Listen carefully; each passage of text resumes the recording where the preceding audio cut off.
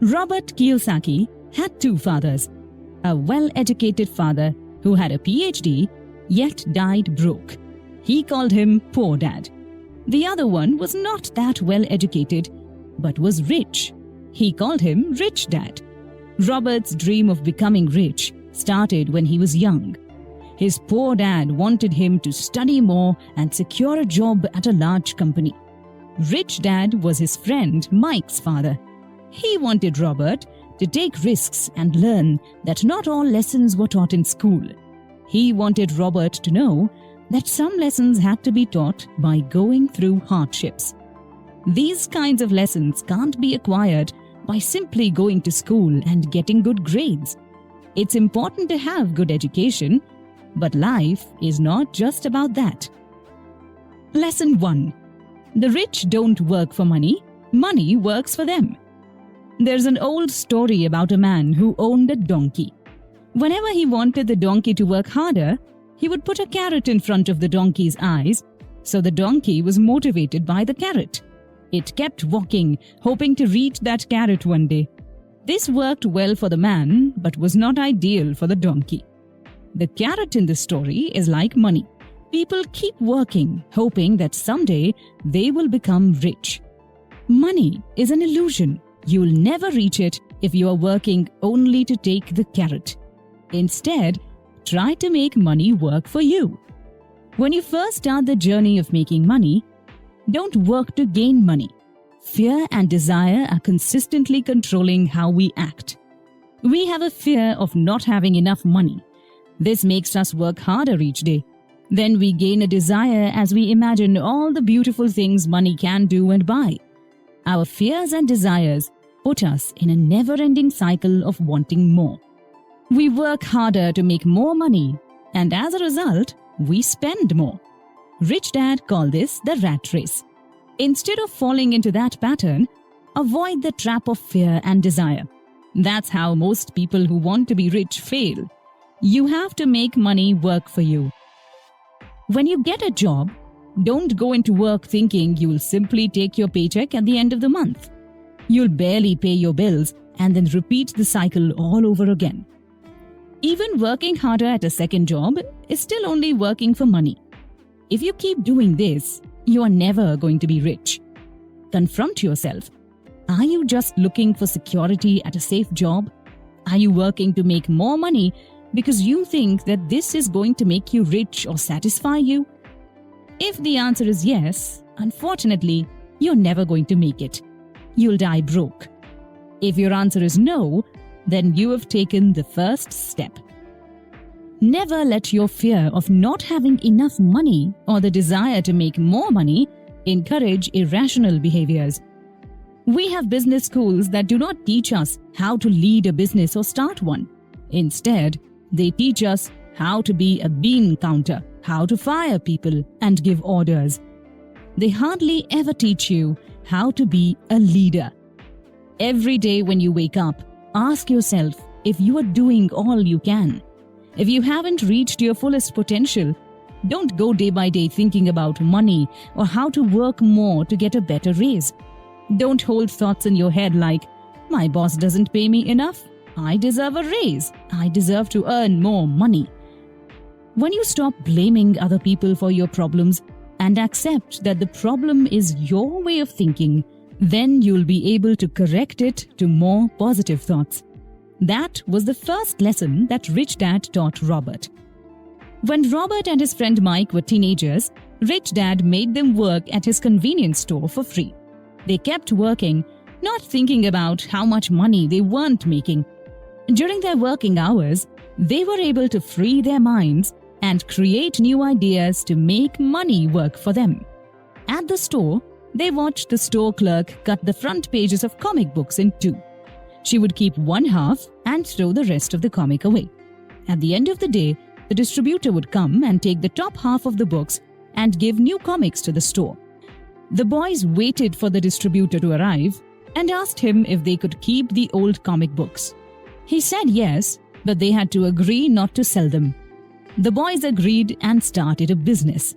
They charged kids to read comic books, 10 cents per book for 2 hours, and then it would be returned. Technically, they were not selling them. They worked their business out of their garage and paid Mike's sister $1 a week to run it. They made about $9.5 a week. They had finally learned how to make money work for them. Lesson 2. Why teach financial literacy? In 1923, there was a meeting at the Edgewater Beach Hotel in Chicago. A lot of world leaders attended that meeting, along with a group of the richest businessmen in the world. Among them was Charles Schwab, the head of a large steel company, and other rich businessmen. 25 years later, after that meeting, all these men either died broke, committed suicide, or went insane. People care so much about making money that they forget to receive an education that teaches them how to keep it. It's never about how much money you make, as much as it's about how much money you keep. A lot of people won millions of dollars in the lottery. After a few years, they were back to exactly where they started, if not worse. A lot of people ask about how they should get started. The answer is pretty disappointing. The answer is to be financially literate. When you want to build the Empire State Building, you'd have to dig a deep hole and pour a strong foundation. When you want to build a small house, pouring a 6-inch slab of concrete is all you have to do.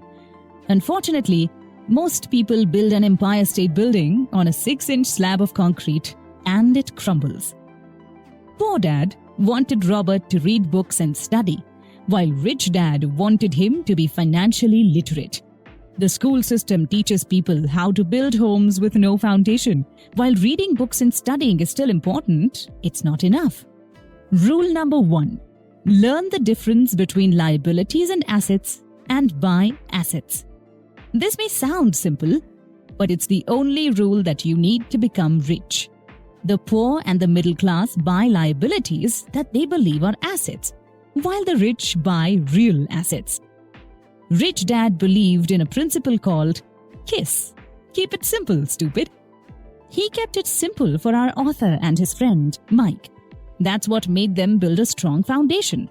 The simplicity of the teaching, there's a reason why everyone is not rich, is simple. The simplicity of it is why no one thinks about it. People think they know the difference between literacy and financial literacy. Most people only understand being literate. Rich Dad used to explain the difference between assets and liabilities with simple charts. The cash flow pattern of assets is as follows. Income statement. The income statement is sometimes known as the profit and loss statement. Here, income means money that comes in your pocket and expense means money that goes out of your pocket. Balance sheet. The balance sheet lists and compares someone's assets against their liabilities. Assets are things that put money into your pockets without even having to work for it. For example, if you buy a house and rent it to others, that rent could pay for the house loan and still put money in your pocket. At the same time, liabilities are things that take money away from you. For example, buying a house and living in it without renting it to anyone. You're only spending money without gaining anything. To be rich, buy assets. To be poor, buy liabilities. The rich have more money because they understand what assets are. The poor have less money because there is something in that principle that they don't quite understand. That's why it's so important to be financially literate. When looking at the income of families who work really hard, their cash flow history usually shows that they work hard and earn good money. When it is spent, however, the money is spent on several liabilities, and there is nothing left over to be put into gaining assets. Another chart Rich Dad showed the boys showed them the cash flow of the middle class. In this chart, we see that the middle class has nothing in their assets column, and the only thing that increases their income is their salary. However, when we look at their expense category, the middle class loses most of their money to rent or a mortgage, taxes, and everyday expenses. That's how the middle class spend their money, and if they continue to do so, they'll forever stay middle class. They may even have less money in the future, because they are spending their money on liabilities such as mortgage, car loans, house loans, and credit card fees. Poor people, on the other hand, do not buy liabilities, but they don't buy assets either. They only earn money from their salary and they spend it on daily living expenses. For example, a man in the poor class makes $1,000. He pays $300 for his small house rent, $200 for transportation, $200 as taxes, and $200 for food and clothes. After paying for all this, he is left with nothing. Sometimes he may have to borrow money, which puts him in more debt. The rich use their assets to generate money without having to work. For example, the rich buy a house with a loan and then rent it to other people. On a small scale, they pay $1 for the loan installment per month, and then they have someone in the house that pays $2 for rent. This way, when they get the money from the rent, they can pay the $1 for the loan installment and still make a profit. They can make this money without having to work a 40-hour week. The real difference between poor dad and rich dad was their mentality. How they decided to handle their money was different and set them on different financial paths. Back in the 1960s, when you asked kids what they wanted to be, they wanted to be doctors or have good grades. Everyone thought that getting good grades meant that they would make a lot of money. However, when these kids grow up and become doctors, most will struggle financially because they've always thought that more money could solve their problems. Today, kids want to be famous athletes, CEOs, movie stars, or rock stars. They know that academic success and getting good grades is not the only thing that can make them successful. The financial nightmare is most common with newly married couples. They start their life in a small home. They think their salaries have doubled because their money is joined together. They save for a bigger house and focus more on their careers. Their incomes begin to increase, and as a result, their spending goes up as well. When you make more money without being financially literate, you spend more. When the new couple has saved enough money to buy a new house, they think they have gotten richer. The truth is, they have added liability to their cash flow. They have to pay property tax, they need new furniture, and maybe a new car is the next on the list. One day they will wake up and find themselves trapped in the rat race. People come to Robert and ask him how they can make more money.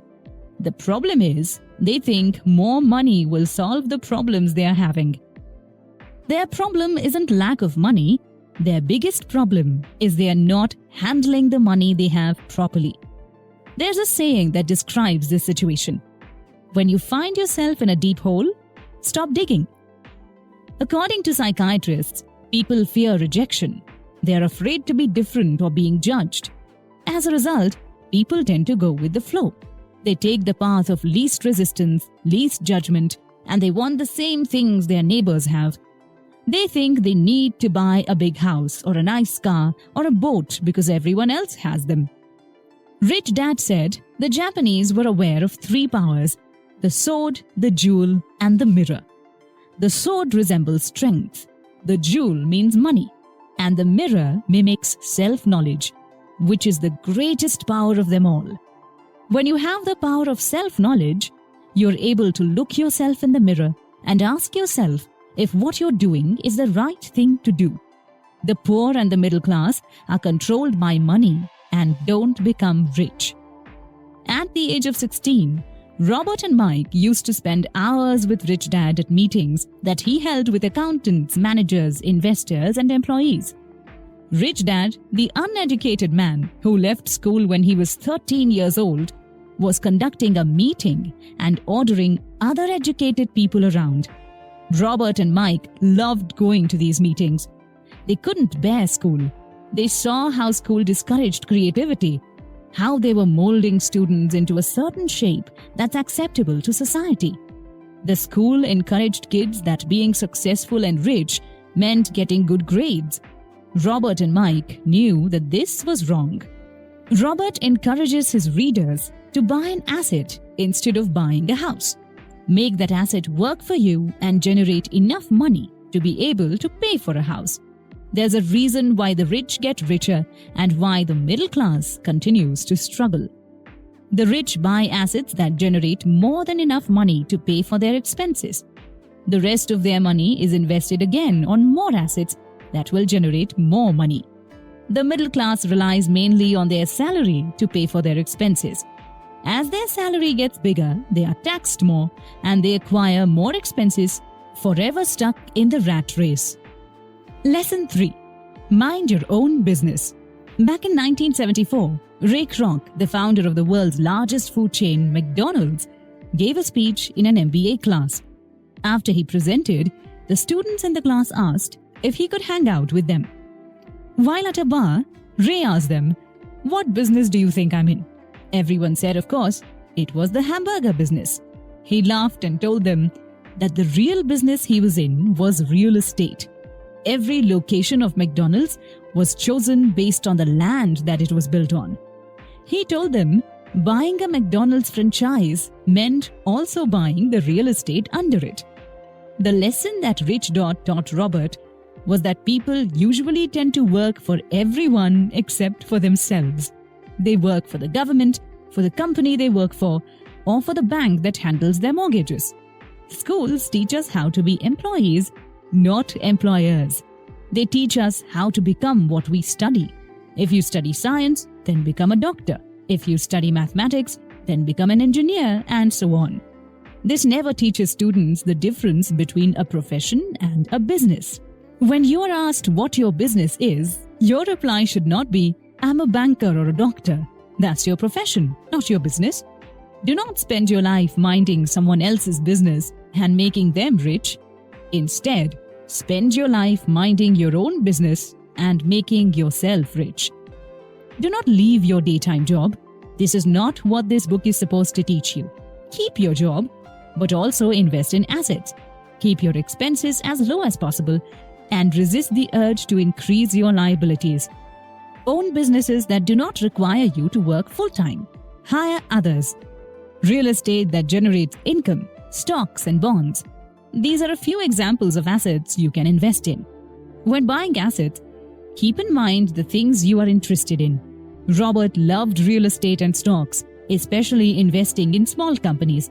He kept his daytime job just like Rich Dad taught him to. He still minded his own business by keeping his asset column big and steady. When a single dollar came into it, he never let it out. When you want to buy luxuries, that's fine. But the huge difference between the middle class and the rich is that the middle class buys luxuries first, while the rich buy them last.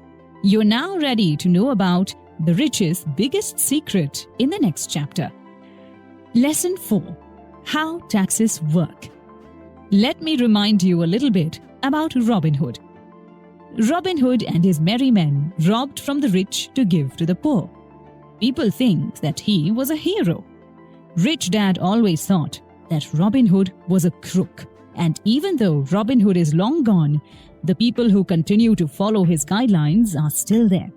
The idea of Robin Hood is the main cause of poverty in our societies today. People always think the rich should pay for that. But the rich are not taxed, the middle class is. Originally, there were no taxes in England nor in the US, although occasionally the governments asked for taxes during wartime. In 1874, England made income tax permanent. The USA followed them in 1913, but the citizens were anti-tax. It took 50 years in the UK and the US to make taxing income a norm. Poor Dad worked for the government. The more he spent and the more he hired people, the more respected he was. Rich Dad was a capitalist. The less he spent and the fewer people he hired, the more he was respected by his investors. Rich Dad always thought that government workers were lazy, while Poor Dad always thought that the rich were greedy and should pay more taxes. When taxes first started, it was the rich that mainly got taxed. But then governments wanted more and taxed the middle class too, and then the poor. The rich saw an opportunity and created a corporation to lessen the risk to their assets. They would spend their money and hire a crew who would sail around the world, finding new treasures or methods of trade. If the ship got lost and the crew died, the rich would only lose the money they invested in that particular ship. The capitalist mindset appealed to our author more than the socialist mindset. He thought that no matter what the Robin Hood followers tried to do, the rich always knew how to outsmart them. If only the middle and poor class people knew how to play the tax game, then they would be on their way to financial independence. That's why Rich Dad kept saying that having a safe and secure job without financial aptitude was a no-escape life. The rich have the money, the resources, and the mindset that can help them advance. At the same time, the middle class and the poor work to pay taxes. Rich Dad played it smart by gaining an understanding of corporations, the biggest secret of the rich. Money can be a form of power, but money is not enough. You need to know about money and save it to make more of it. When you work for money, you give the power to your employer. But when money works for you, you're in control. Poor Dad said that Robert should study harder and work at a corporate job and climb the ladder to become rich. Rich Dad told Robert, "Why not own the ladder?" The idea was so hard to imagine at that age, but it began to make sense when Robert reached his mid-20s. He used to work for Xerox, but whenever he looked at his paycheck and saw the large amount that was deducted, he became disappointed. When he worked harder, it only increased those deductions. Even when he got promoted, he could only think of one thing: who am I working for? Who am I making rich? In 1974, while still working for Xerox, Robert founded his first company. He began to mind his own business. He wanted to increase his assets column. His own corporation earned him more than he earned working for Xerox. It bought him his first Porsche. The money was working for him. He got out of the rat race. He learned to be financially literate. He believed people should learn about accounting, investing, laws, understanding markets, tax advantages, and how to be protected from lawsuits. Lesson 5. The rich invent money. Alexander Graham Bell invented the telephone and patented it. The business kept growing and it got hard to continue. Bell went to the Western Union and offered them his patent and a small company for $100,000. The president of the Western Union refused and said that the price was too high. He declined, and Bell created a multi-billion-dollar company, AT&T. Robert taught professionally in 1984. The one thing that he had noticed in the thousands of people he taught was that they all had potential. Each and every one of us has the potential to be something great. Self-doubt tends to hold us back. After leaving school, we realize that grades are not that important. Financial genius does require knowledge, but being bold and courageous is what will set you apart. Most people decide to play it safe where the money is concerned. However, taking risks will create the next Bill Gates or Alexander Graham Bell. Those who don't take risks may not become bankrupt, but more importantly, they will never get ahead. It's the end of an old era and the beginning of a new one. It's an exciting time to be alive. Keeping up with the changing technology and the changing list of assets is important. Robert designed a game that he called Cash Flow, which was designed to help people understand how money works. It was about the road to wealth and how to get out of the rat race. One day a woman came in and while playing, she got a boat card, meaning she now owns a boat in that game. She was happy. But when she learned about the amount of money she had to pay to maintain the boat, she became frustrated. She realized that the boat was eating her money. After a while, she admitted she could relate the game to her life. She had gotten frustrated because she hadn't understood how the money worked. Real life is also that way. If you don't understand something, you can get mad and blame it on something else. Alternatively, you can learn what you don't understand and win at the game of life. Lots of people gain money at the cash flow game, but they don't know what to do with it. They find themselves falling behind at the game, even though they have lots of cash. Part of financial intelligence is asking yourself, what will you do when you get the opportunity but have no money? What will you do when you have money but no opportunities? Answering these questions can help you get ahead. Most people find a job and work too hard to answer these questions. But you need to be the person who creates his own opportunities. Don't wait for them to come to you, because if you do, you'll be waiting for your whole life. The most important secret of the rich is knowing that money is not real. We create the meaning of money, and we make money mean whatever we want it to mean. Our mind is our single most powerful asset, depending on how we use it. If you want to be with the people who continue to move forward, you need to invest in the most powerful asset you have, your mind. You need to be financially intelligent. For example, back in the 1990s, the economy of Arizona was terrible. Citizens were encouraged to save $100 each month. Saving money is always a good idea, but don't let it blind you. Watching your savings grow can cause you to miss opportunities to invest in something that can put you ahead. The economy in Arizona was bad. Investors saw it as a perfect opportunity to buy a lot of properties at a reduced price. Robert bought a house that was worth $75,000 for only $20,000 at the bankruptcy attorney's office. Then he placed it back on the market for $60,000. And his phone didn't stop ringing. It only took him 5 hours of work to make $40,000. He continued the pattern, and over the years, this business created enough money to pay for his company's cars, gas, insurance, dinners with clients, trips, etc. A few years later, the houses sold for $60,000 were worth $110,000. There were still other opportunities to be had, but they were few, and it cost Robert valuable time. He had to move on, search for, and create new opportunities. The world around us will continue to change forever. The economy will get better and then worse. Technology will get better. Markets will fall and then rise. If you're financially intelligent, you are going to be ready for all of that. Opportunities will always be there. Make sure not to miss them. There are two types of investors out there. The first is an investor that buys an already packaged investment. It's simple, easy, and clean. The second is an investor that creates his own investments. This type is more professional and creates much more money. If you want to be the second type, you need to work on 3 main skills. 1. Finding an opportunity that everyone else missed. Find a need and fill it. 2. Raise money. Investors of the second type raise capital.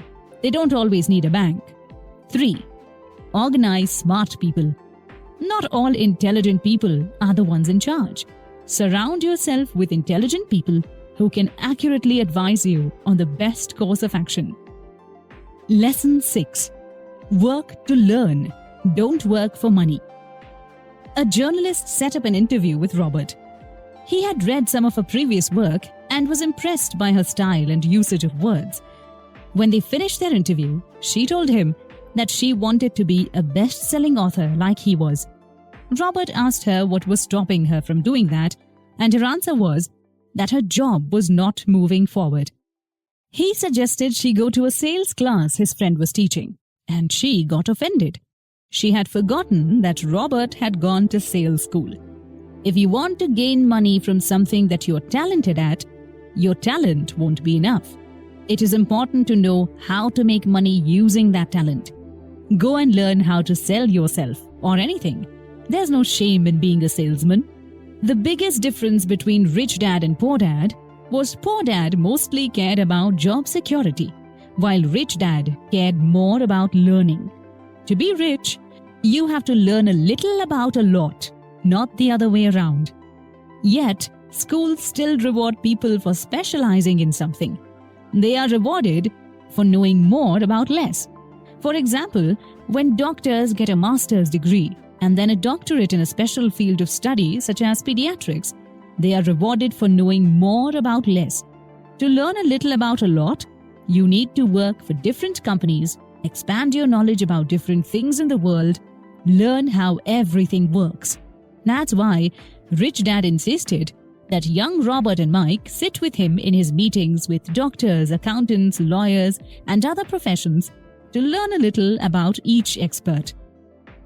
When Robert quit his high-paying job to join the Marine Corps, poor Dad couldn't understand why. He was devastated.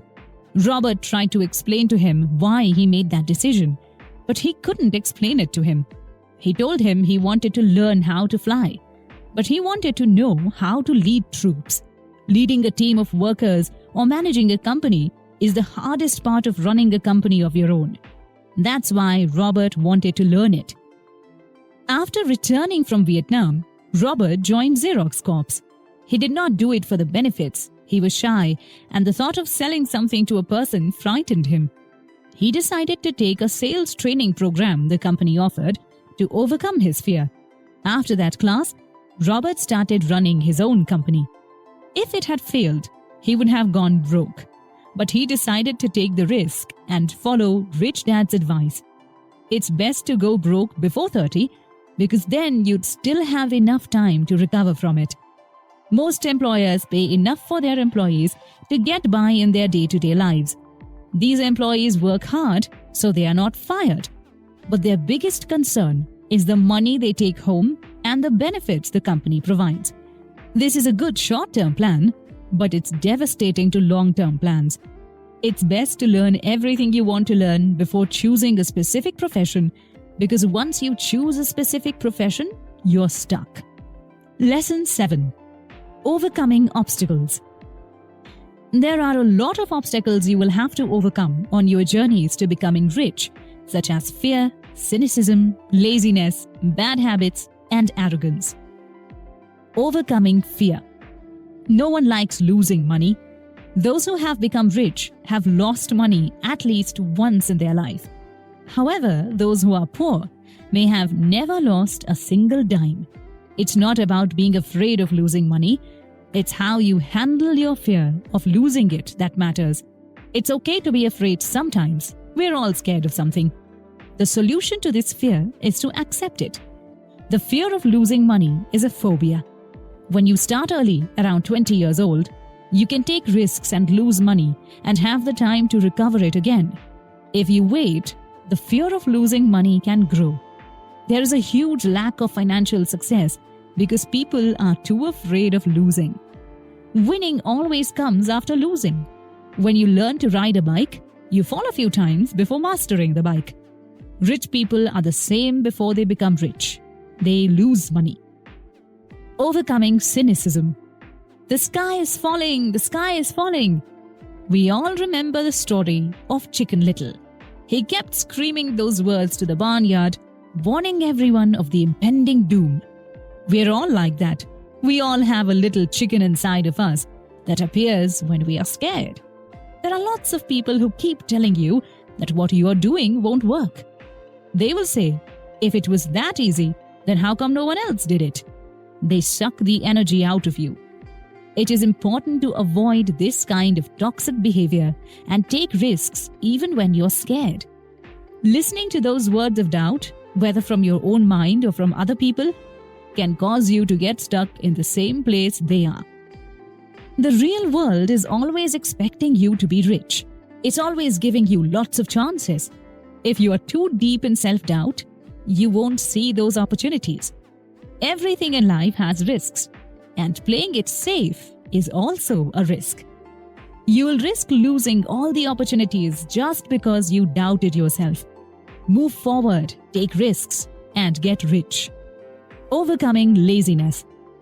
The story of a businessman who worked too hard and lost his family is common. One day he comes home to find that his wife has taken their kids and moved out. He knew they had problems, but he decided to work harder to be able to provide more money. Those are the laziest people of all. The busy people are often the laziest. They are so busy that they forget to take care of their wealth. They are so busy that they forget about their health. A little bit of greed is a good way to kick out the lazy behaviors. We were often told as kids that greed is a bad thing, but all of us have a little bit of greed inside of us. You have to keep that greed under control. Rich Dad hated the words, "I can't afford it." Poor Dad used to tell this to Robert all the time.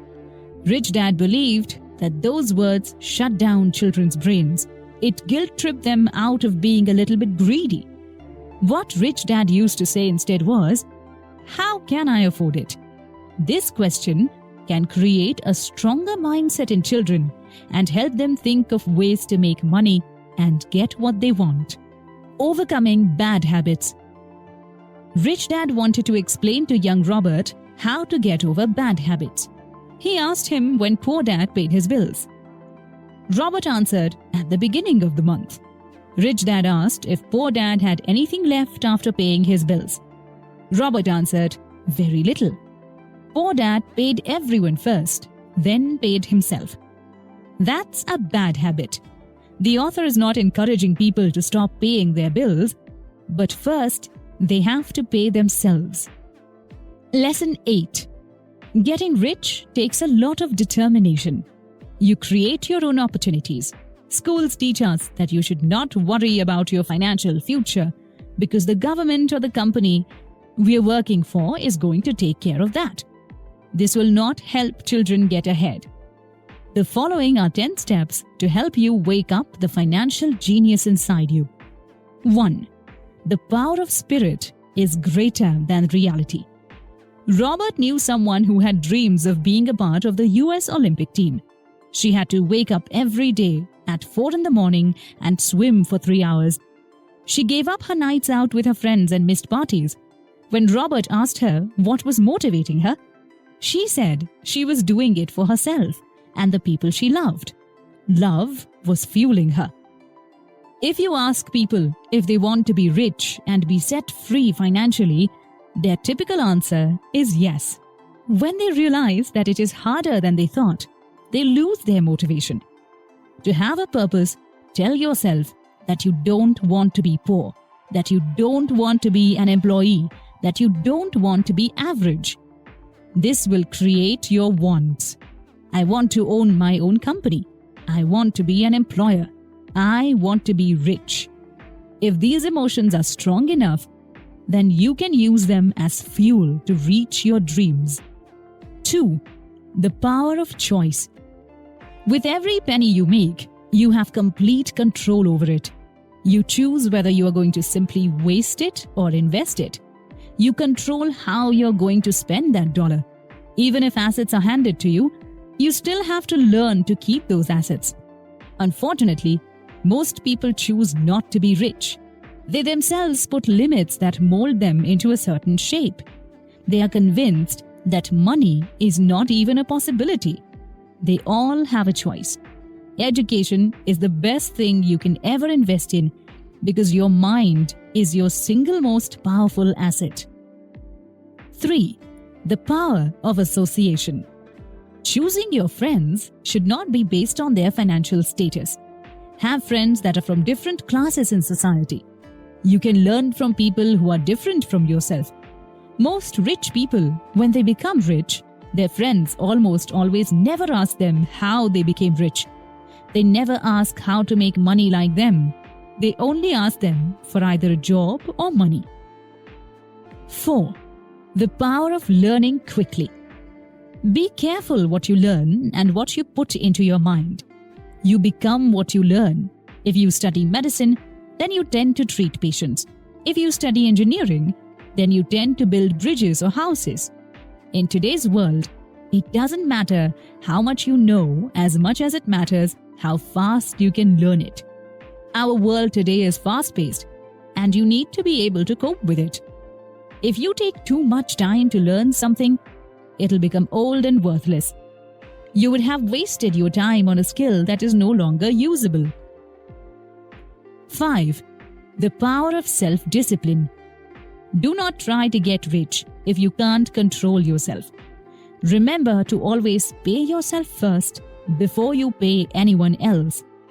People who pay themselves first put their money from their salary into their assets. Then their assets pay for their expenses. There are 2 pieces of advice to help you pay yourself first. 1. Don't get yourself into a large amount of debt. 2. When you come up short, allow the pressure to make you think of ways to make more money. Don't spend them from your investments or your savings. That's never the solution. 6. The power of advice. Always give the job to professionals. Don't sell your house by yourself if you don't understand how it works. Take into consideration what they have to say and learn about it. Then you can do it yourself next time. Yes, professionals often ask for more money, but that's a good investment because when they make more money, you also make more money. 7. The power of getting something for nothing. For example, when buying stocks, buy something that your broker thinks is going to make a move that will add value to your stock. You can take $1,000 and invest it in a company. In a few years, you can turn those $1,000 into $2,000. You can then take the extra $1,000 and invest it into something else to make more money. This way, you can make money seemingly out of nowhere. You might lose some money, but the risks are important to take. The power of focus. Many people do not have enough knowledge about financial education. They blow a hole in their pocket and lose most of their money on silly things. If you gave 100 people $10,000, after only 1 year, 80 people would have lost it all.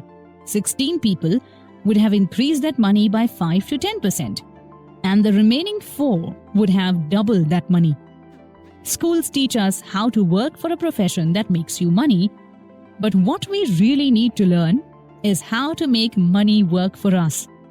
How to be employers, not employees. Everyone loves luxuries.